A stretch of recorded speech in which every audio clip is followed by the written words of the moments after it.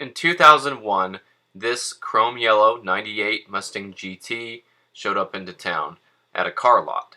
It was automatic, had black seats, which were actually cloth with the little designs in them, like little dash marks. I've only seen them in a couple other GTs, and was a really nice car. I remember looking at it when it was for sale and just drooling over it. Of course, it was a wonderful looking car, bright yellow, low miles. I think it had 28,000 miles or something like that on it, and they were asking 15,000. It was like 14.9 or something, and there's just no way I could have this car. I looked it over and I just wished and dreamed about having it, but it was totally out of my price range. I remember they had the hood open and I was looking in at that GT 2-valve engine, and it has the horse on the plenum on the top of the intake manifold, and I looked at that horse and I thought, man, that's so cool. I really want that. Danny Johnson and I were extremely lucky to get these V6 97 laser red 5-speed Mustangs. We put Cobra R wheels on them, and we really liked them. They had the white K-code stripes on the doors. Well, Danny's is the first one there, and it had the K-code stripe. Mine didn't. So we added them to mine when I got it. We bought Danny's for $10,000, and then we found mine all the way halfway across country in Illinois for $5,000, and so my parents agreed to let us get mine later because we were sharing the first one there, and we were thrilled to have these cars. They were very nice. Danny's only had 39,000 miles on it when we bought it, and mine had 75,000. And we were so lucky to have these cars in high school. They were only about 5 years old, and they were really nice. And even though we loved them and took care of them and everything, we always wanted the V8. And that's why this yellow GT that I'm talking about is so important to us. A nice little old lady had purchased the car, and she lived just a few streets down from us. And so as we'd be outside playing baseball or doing things in the top of our cul-de-sac, we would see this GT pass by on the main drive. And I just remember hearing the V8 and the nice dual exhaust sound as it went by. Even though it was a stock exhaust system, you could still hear it, and you could still tell it was a V8. And it was something that we just really wish we had. We put dual exhaust systems on our V6 Mustangs. They were actually O2 GT takeoffs when Saleen or Rouge, I believe, was taking GTs and taking the catbacks off and putting theirs on. And they were selling the surplus stock catbacks, and so Danny Johnson and I both got a set of those, and we were able to put those on our car, and they sounded good, but you couldn't deny that the V8 sounded better. And when we heard this go by and rumble down the street, we just really wished we had it. And so this yellow GT would be known to us as the Granny GT, because the little old granny lady who bought it was always driving it around, and we saw it all over town, and that's what the car became known as. And those 5-spoke wheels were the same ones that our V6 Mustangs came with, except for the V6 had 3 spokes per wheel instead of 5, and the V6 were 15-inch and these were 17-inch. So these wheels look really good on this car. They're like a big dished out plate, and I think they make the wheel look a little bigger than 17s. And I really like them. I think they look great on the car. And so my brother and I, when we'll be talking and say, hey, I saw this blue GT in town, it has the Granny GT wheels on it. We both know what we're talking about. But anyway, such a nice looking car. I love yellow. I think it pops, and it's something that just catches your attention as soon as you see it. So one of the places we would see this car on a usual basis was at our church. And it was in the neighborhood, but we weren't in the same church group as she was. She went at a different hour than we did. And so we'd come out of church and see it parked there in the handicap spot. And that was always so funny because she'd be parked a little bit crooked, and it's in a handicap zone, but it's a bright yellow GT.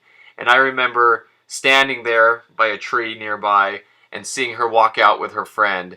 And she said to her friend, "Well, we sure are flashy these days with our bright cars." And I thought that was so funny. She had a pretty good personality, and she recognized that she was an older lady and she had a bright car. and I thought that was cool. So if you looked at this car up close, when you look in the windows, you would see it had these bright colored seat covers with like Hawaiian flowers on them, and she had a dash mat you could see there with flowers on it. And so you can tell the car was really clean, well taken care of. She has a steering wheel cover on it and everything. The handicap sticker hanging there. And in the back she has this hat and some flowers and things. And so I think it's really cool. This is nice to see a car that she takes care of and she has pride in.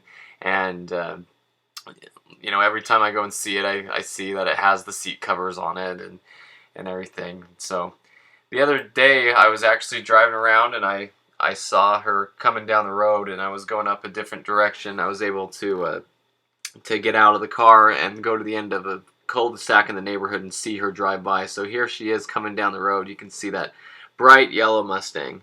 Such a cool car, and she does pretty well. I drove next to her for a minute, and she's pretty aware. And the interesting thing about her is my brother and I had a chance to meet her the other day. We were driving around in his Cobra, and we saw her parked in front of the local bank.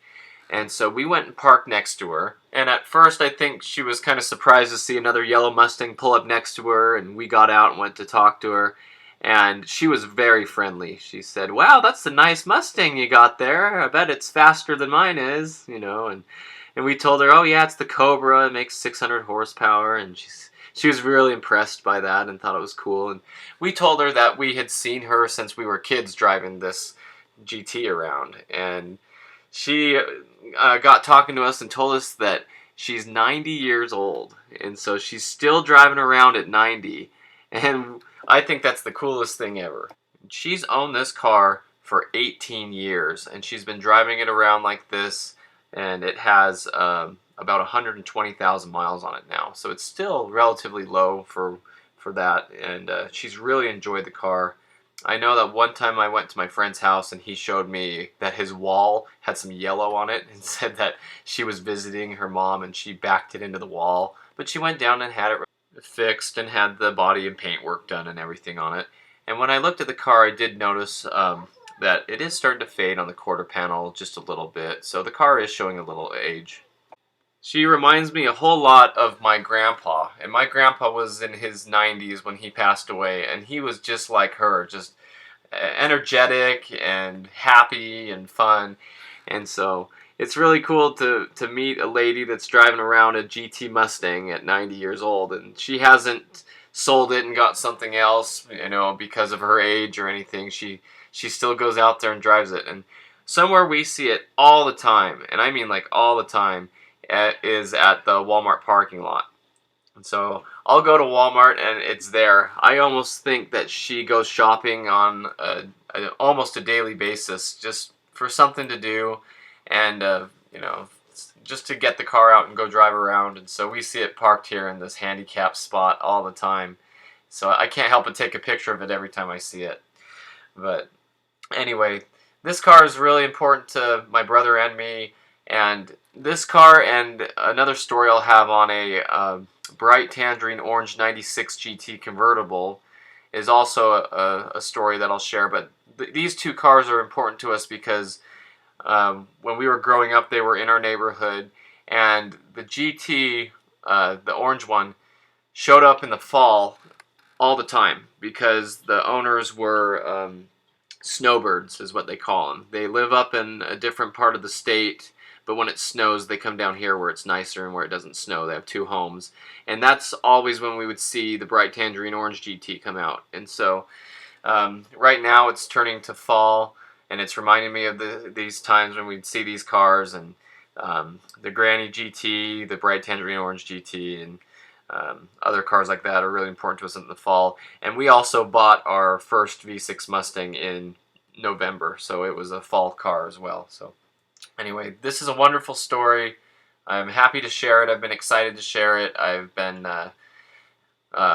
putting these pictures all together for the last little while and deciding when I want to put it out. And I think right now, since it's turning into the fall season, I'm excited to share it. So I went ahead and made this video today. But cool story, cool car, big piece of my childhood. I just saw the car driving a couple days ago, and she told us to come over and visit sometime, so we'll get our Mustangs out and we'll go over and say hi and visit and talk to her pretty soon here. But anyway, I want to thank all the subscribers and everybody who watches the videos.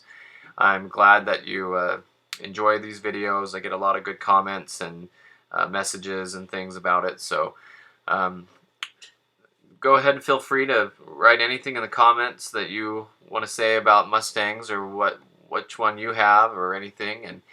And subscribe to the channel if you're not already on here. And thanks for watching.